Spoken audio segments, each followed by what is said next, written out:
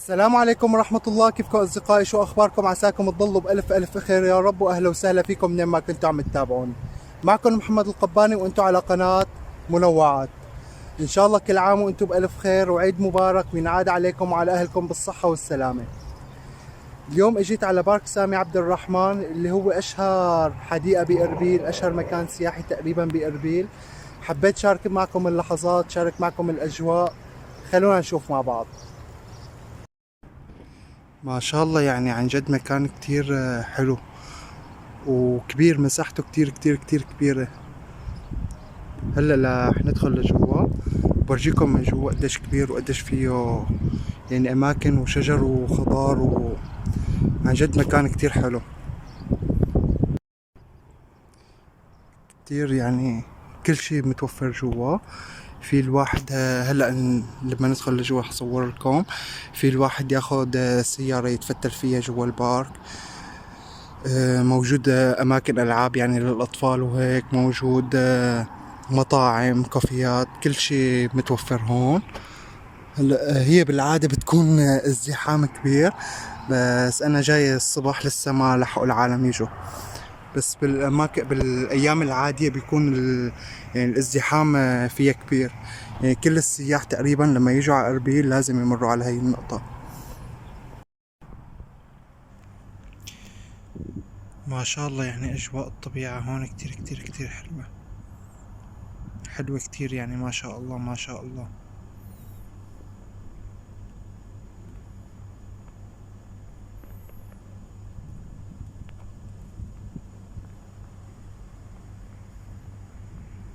كل شي حلو.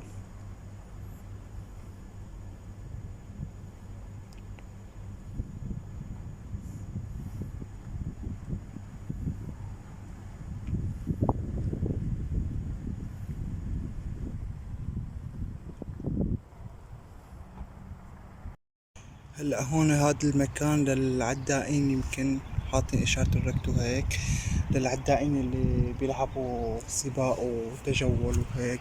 ركض، سباق بالركض. العدائين عاملين يعني مثل مجرى خاص للحديقة إلهم. إذا واحد بدهم يعملوا سباقات وهيك، طبعا المجاني عادي بيقدر الواحد يفوت لجوا يركض لحاله يعمل اللي بده إياه. كل شي هون كل شي موجود بالحديقة مجاني، بيقدر الواحد مجانا، ما عدا الأشياء يلي مثل إنه واحد يستأجر سيارة، يستأجر هيك، هيدول بفلوس. بس إنه كل شي موجود، ممتلكات هون عادي الواحد يقعد فيها، عادي الواحد ي- يعني يعمل أي شي هون موجود. يجي يقعد هون شوي، والله هي راحة نفسية هون.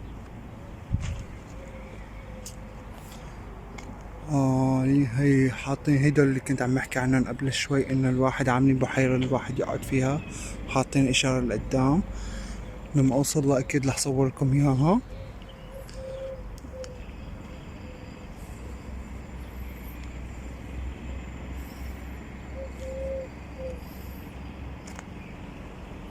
هون يمكن في جوا مكان كمان لألعاب الأطفال.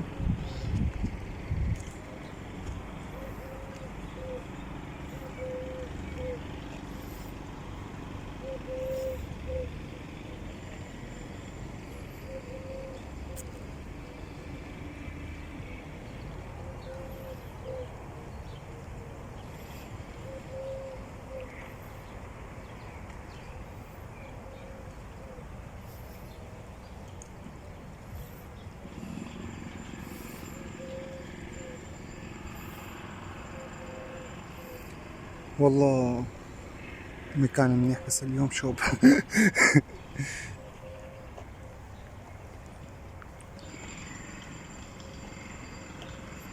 لا حلو كتير كتير، والله كتير حلو.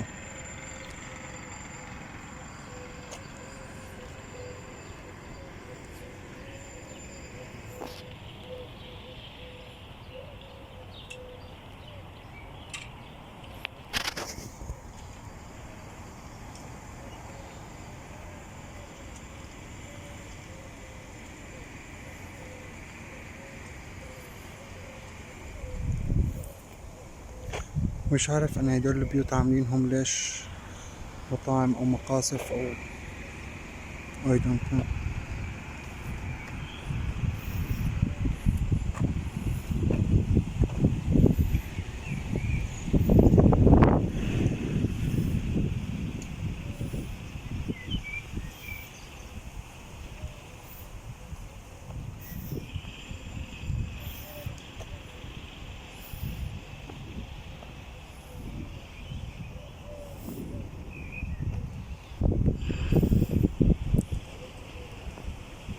طبعا من قد ما الحديقة كبيرة عاملين مخططات كل زي هيك. هاي هيك الساحة كاملة، وحاطين لك انه انت هنا هاد مكاننا.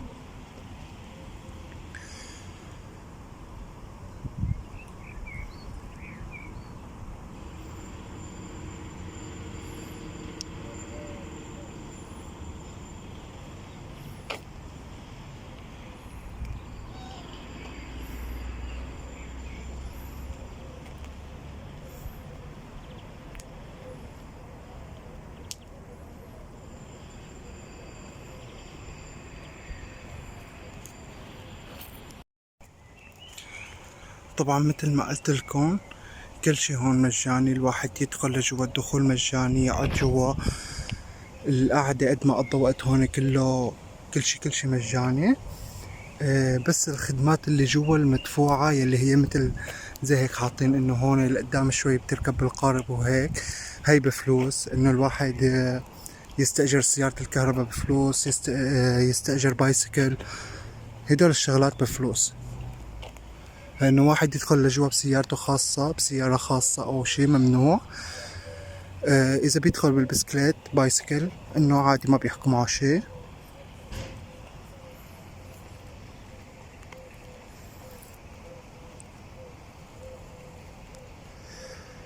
يعني نفسي وصلها لهي، لسه كل شوي بكتفوا لقدام لقدام لقدام ولسه ما وصلت. طبعا انا ما عم صوركم بشكل متواصل، يعني ما عم صوركم من لحظة دخولي للحظة خروجي بشكل متواصل مشان ما يكون الفيديو كتير طويل، بس عم صوركم هيك مقتطفات.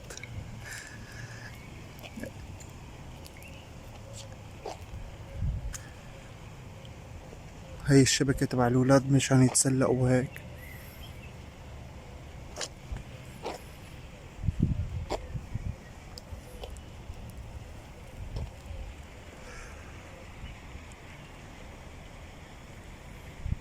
برجع بقولكم إن شاء الله كل عام وأنتم بألف خير، وإن شاء الله عيدكم سعيد وعساكم من عواده يا رب.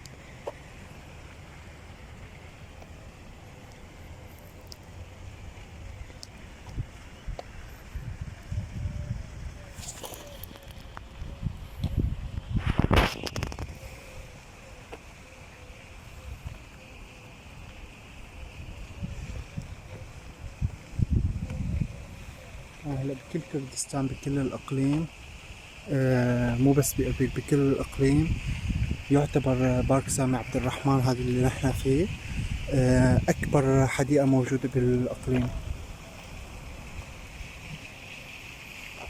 وأخذ مساحة عالية، مساحته كتير كبيرة.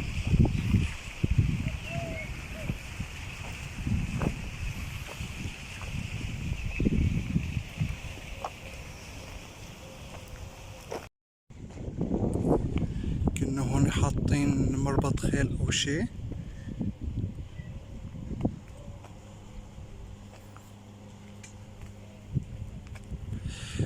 شايفين خيول هنيك؟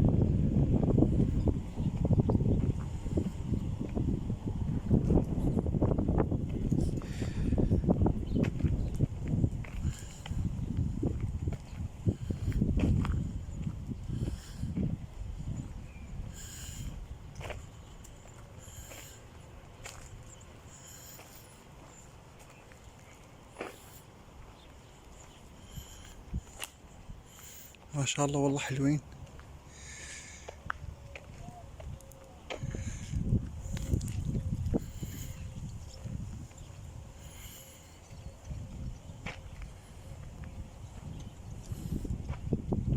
مش عارف مسموح الواحد يفوت ولا لا. يلا ما فوت، صار شي صار، ما صار شي.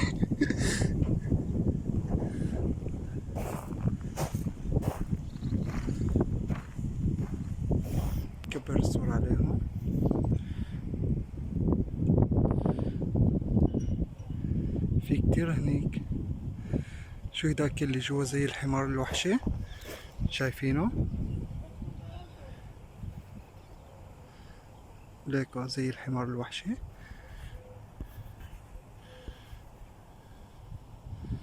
خليني هي في شبه هني، خليني نروح اجرب فوت لجوا.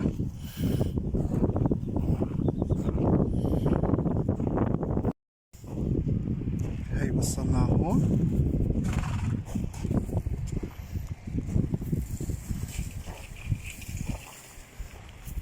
ما شاء الله والله حلوين.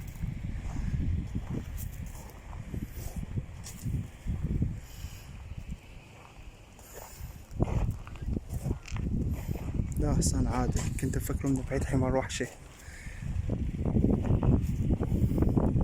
سبحان الله.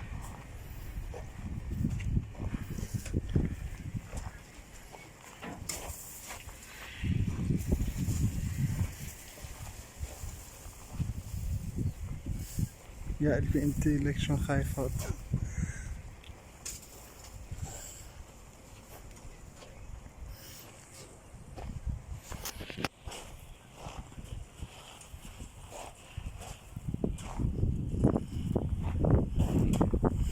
هداك قاعد عم يضرب شكله معصب.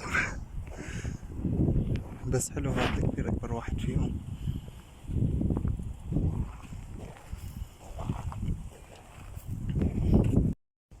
هلا طلعت من مربط الخيل، رجعت عم كمل تمشاية بالحديقة بالبارك.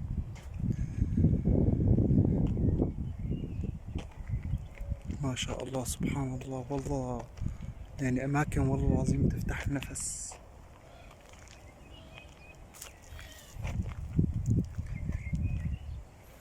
يعني لما أجيت بالمرات الماضية ما أجي، هي أول مرة بيجي هيك تأمل واستجمام وهيك.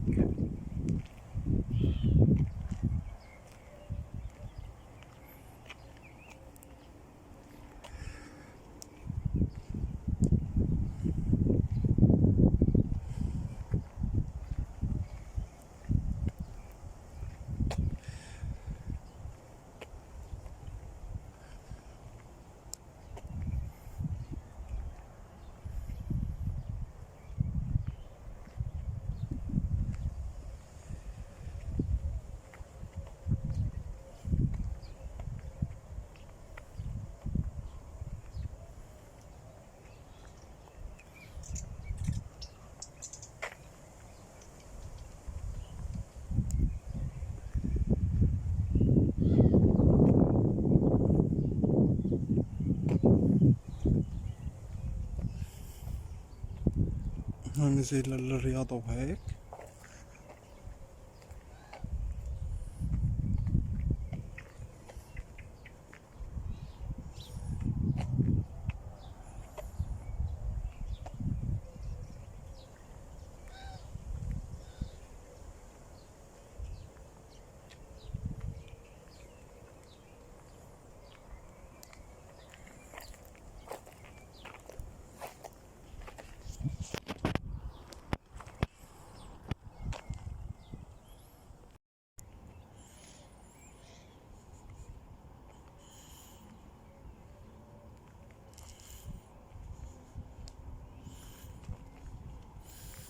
هي هون كمان في حديقة ألعاب، والظاهر هي أكبر من هيدينك.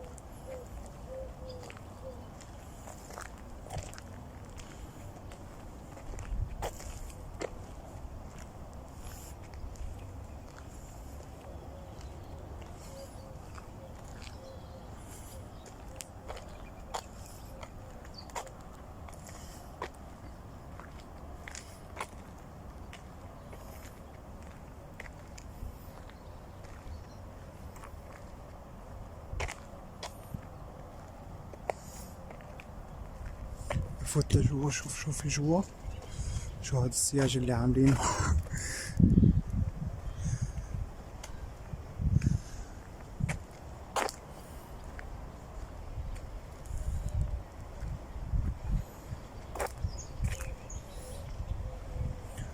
لكنه في مي مبين هون، معقول يكون في سمك جوا او شي.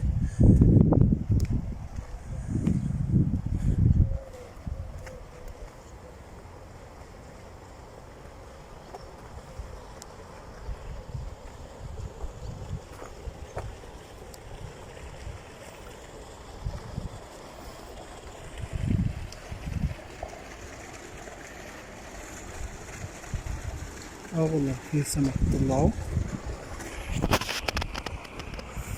شكله حاطين سمك جوا بس الحديقة وسخة، ما بعرف ليش مش منظفينها.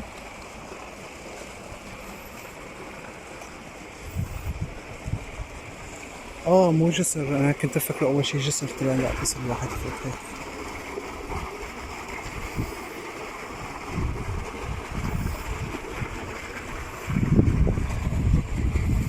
بس حلو حلو والله حلو.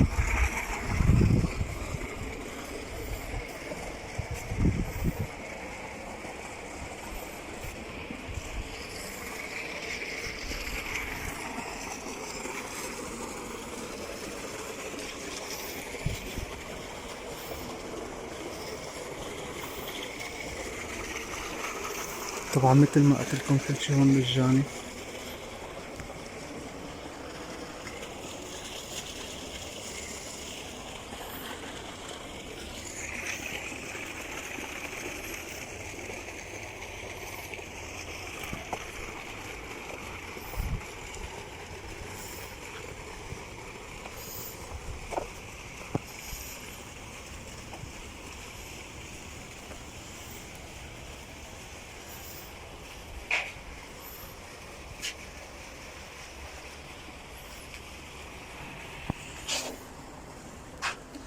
أماكن عن جد كتير كتير حلوة. قاعد عم بسمع صوتي هون.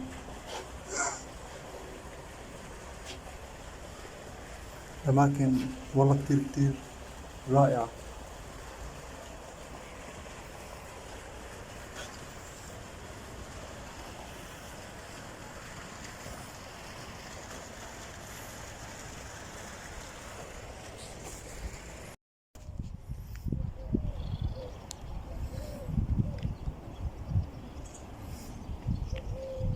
يعني جاي بوقت كتير بكير، هي فاتحة طبعا 24 ساعة على 24 ساعة، بقى أنا جاي بوقت بكير مشان هيك ما في كتير ناس.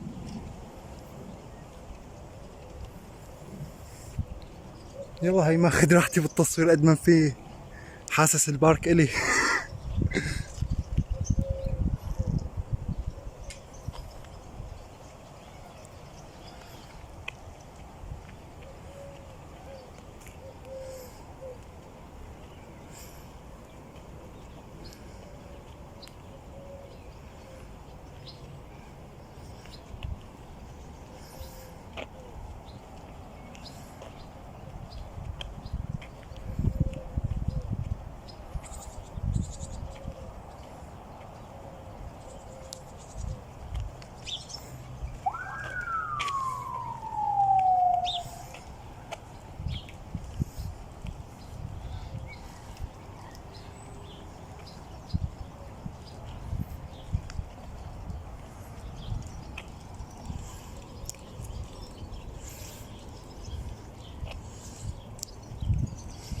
ايه هون مكان للأطفال.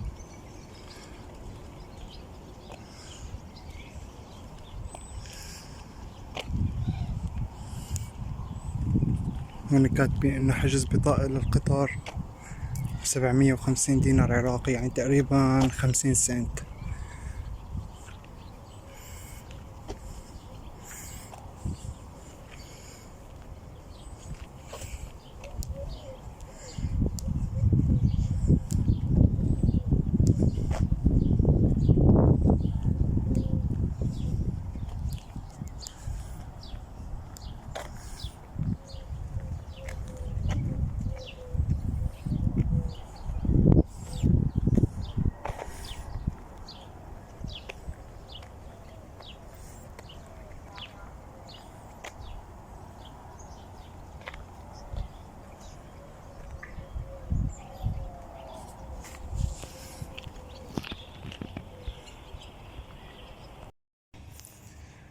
هو كل ما امشي بلاقي هي اللافتة وبضل ماشي، حاطين سهم لقدام وبضل ماشي.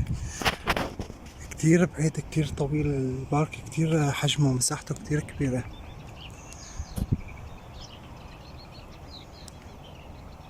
بس الواحد ما بيمل من القعدة جوا، من المشي، من الشجر، من هي مستحيل الواحد يمل.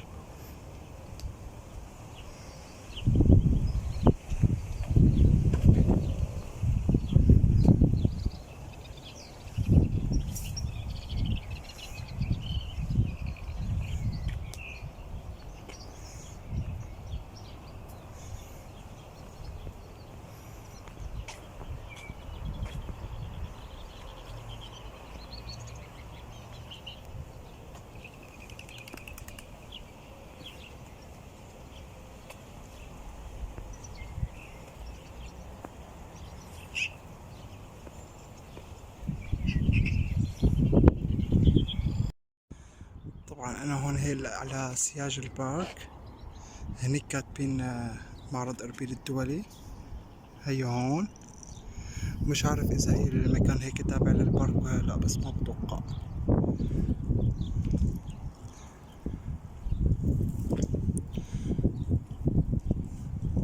هلا بنشوف اذا تابع للبارك، بركي نفوت لجوا بصور فيه اذا التصوير مسموح.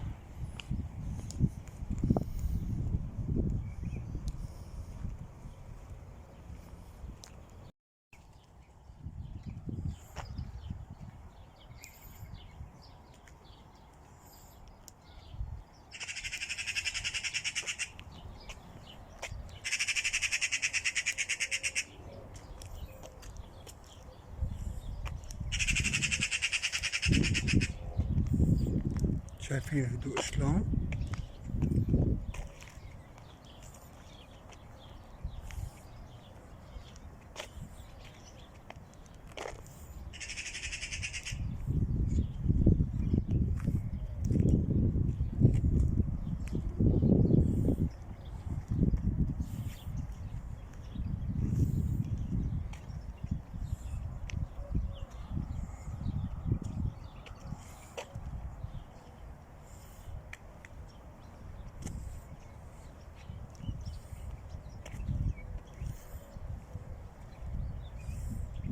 والله بالفعل اماكن كتير متعوب عليها.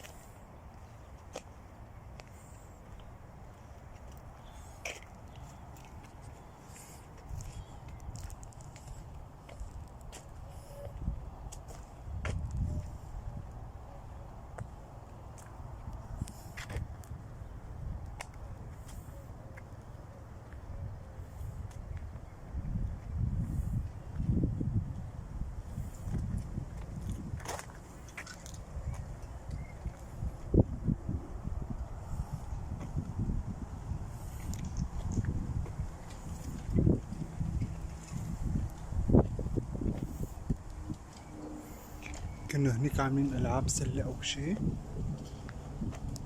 كرة سلة.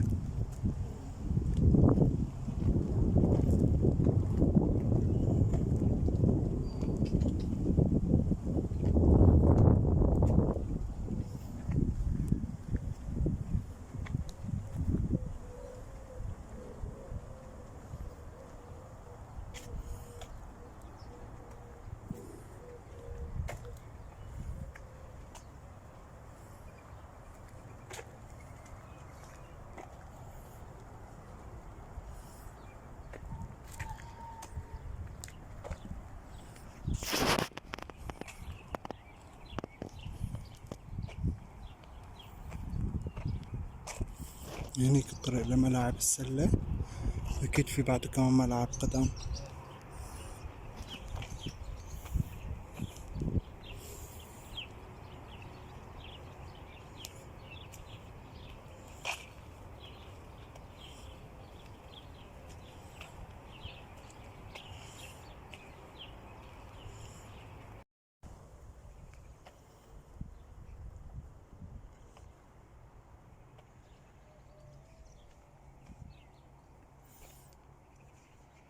بلشوا العالم يجوا.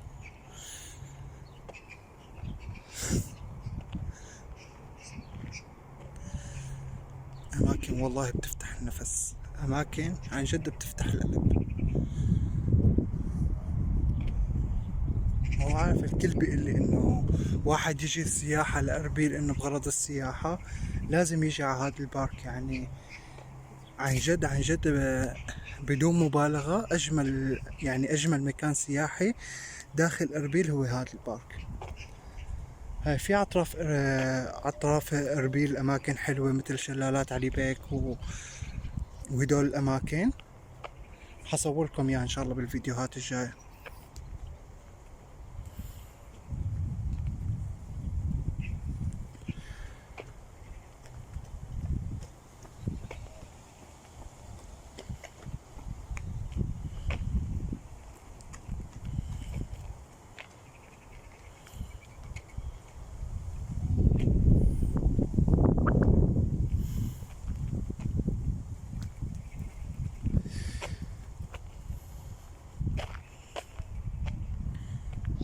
صراحة مش عارف وين رايح أنا.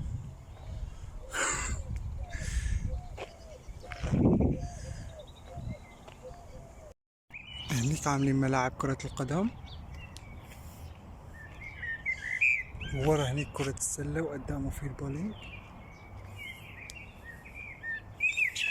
هي حاطين إعلان عليه هون لكرة القدم. أماكن ما شاء الله الواحد ما بيقول إلا سبحان الله.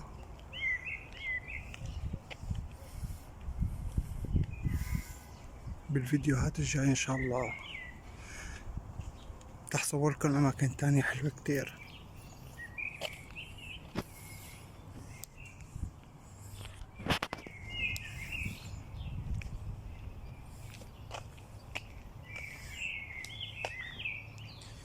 أنا لسه بشوف هدول العلامات على الأرض تبع السيارات للإجر لقدام، وبشوف علامة إنه تبع المي القارب لقدام، وإلي من أول ما أجيت عم بمشي لقدام وما كنت وصل.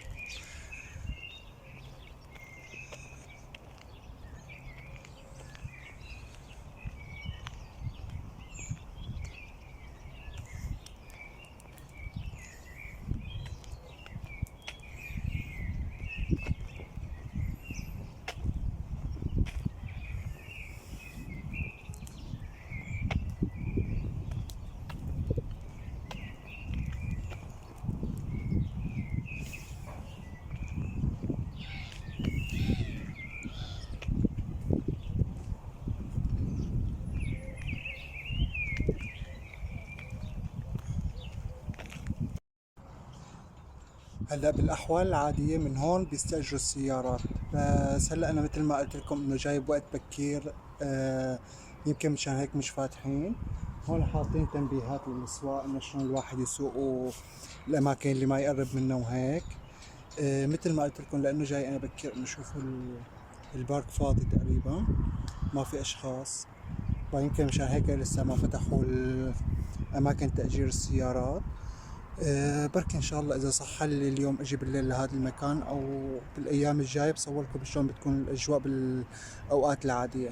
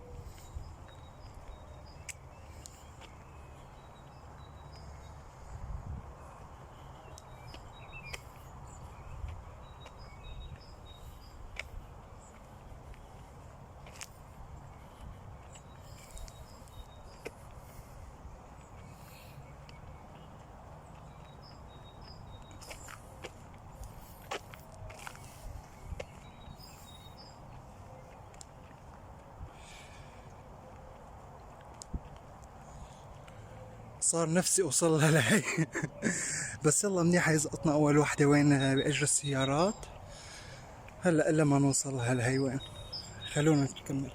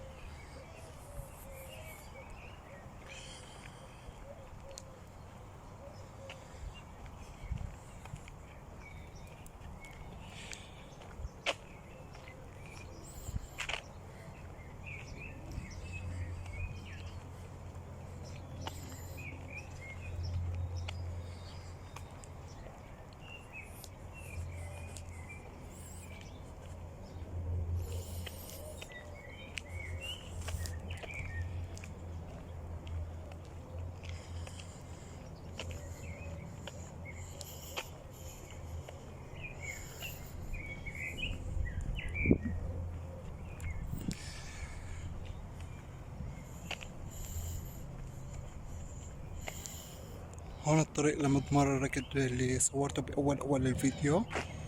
من هون بيبدأ المضمار.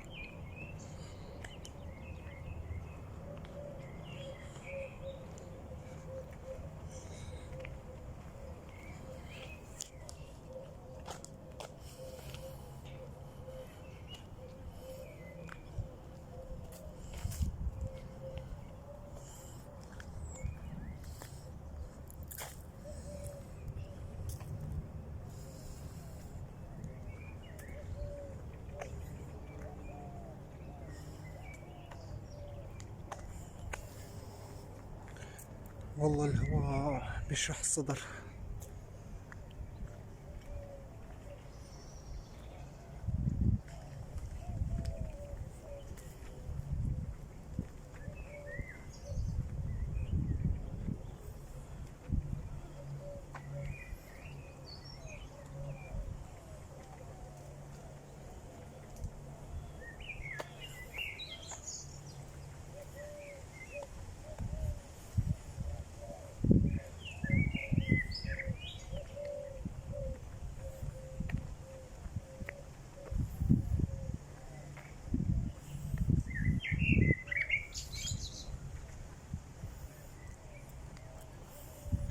شوفوا مع الهوا شلون هيك ورق الشجر، الزهر الربيعي شلون هيك عم يتطاير.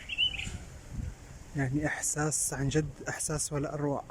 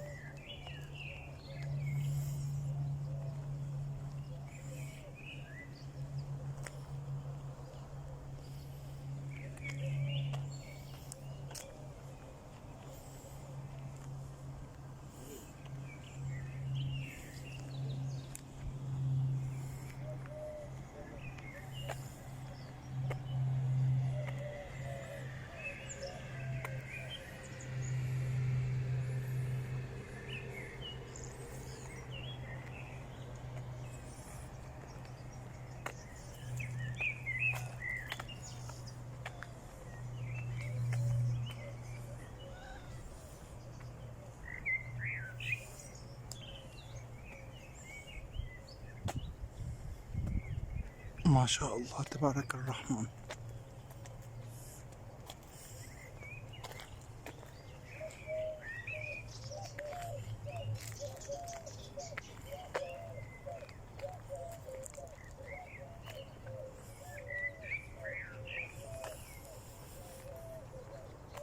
صار لي من اول ما اجيت يا الله وانا شايف هي الاشاره، ولقدام لقدام لقدام. لو فاتح تبع تأجير السيارات كنا استأجرنا السيارة وكملنا الرحلة بالسيارة.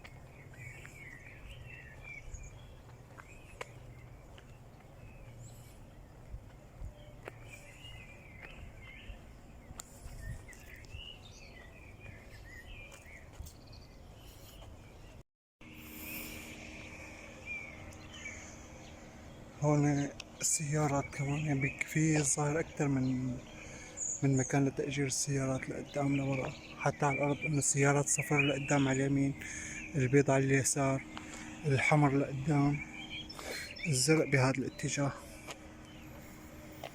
أنا قاعد عم دور على هاي تبع الحديقة تبع البركة تبع القارب، مش عم لاقيها.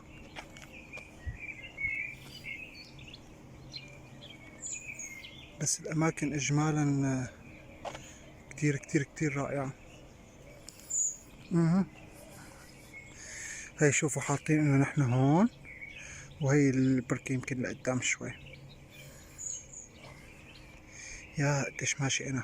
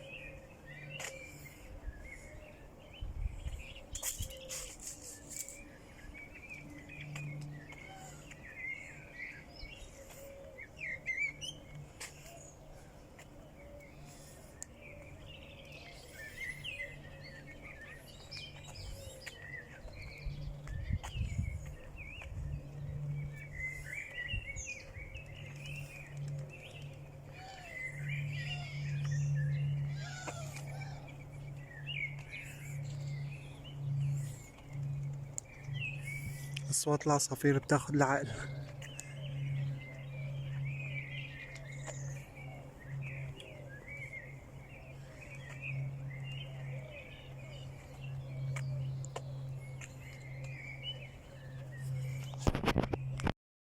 هلا هي هون مكان تاني كمان لتأجير السيارات غير هداك المكان.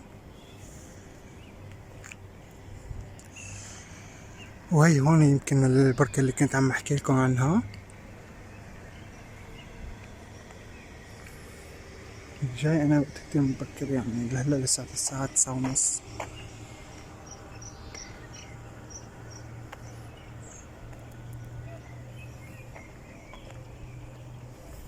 شكلها هون بس مسكرة الهيئة. نروح نشوف. في تنتين، واحدة هون وواحدة هون. هلا ما نشوف التنتين.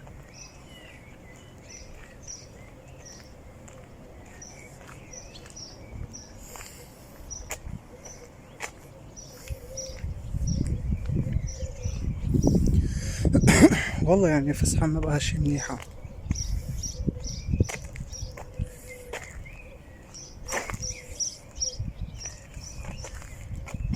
كبيرة كبيرة ومنيحة. نكبر الصورة شوي، نصغر أحلى.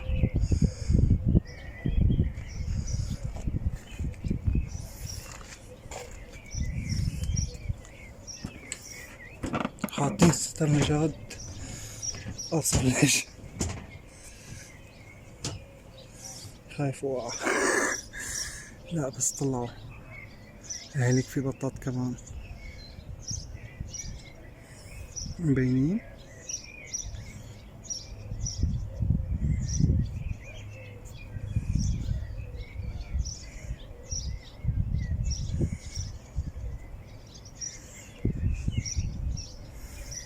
لا حلو حلو الجو تمام. هنيك شوفي زي السمك او شي. والله في سمك. اها بس انه مو غلط السمك بالقوارب، انه ما بتبقى غلط. لا حلو حلو الجو هون.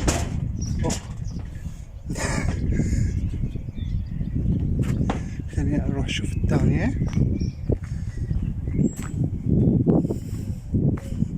نفس الشي يعني، معقول يكونوا عاملين نفس الشي. او في نفق من تحت. هلا بنشوف. لا هنيك زي البطاط، هون في قارب مو بطاط. هنيك زي الجدافات المنوال، هون الكهرباء. القوارب هدول الكبار.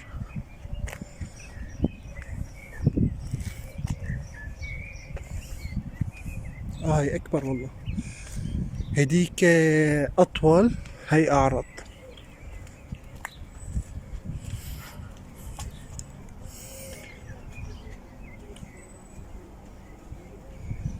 شكلي حقوقع انا اخر شي.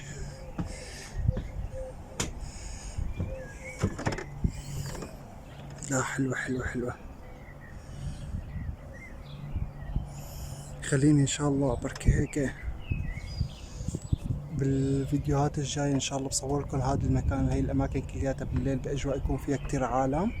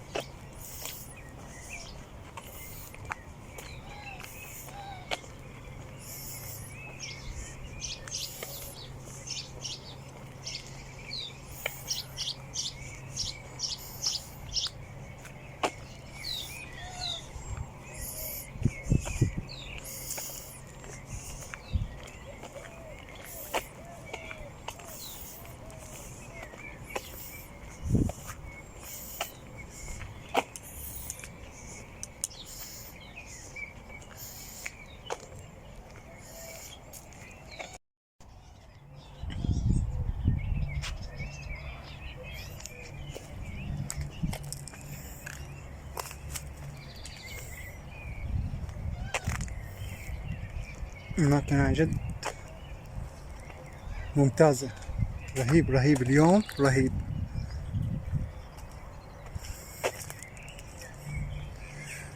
بس انا يمكن غلطت اني اجيت بكير، كان لازم اجي بوقت شوي متأخر مشان يكون كل شي مفتوح. يعني انا جاي تقريبا بوقت لسه ما لحقوا يفتحوا شيء.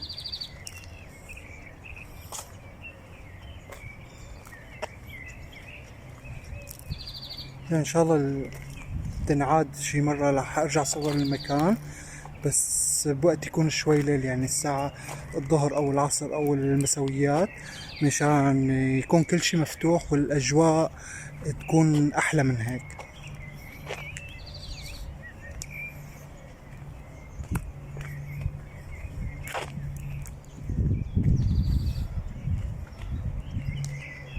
خليني اختم الحلقة.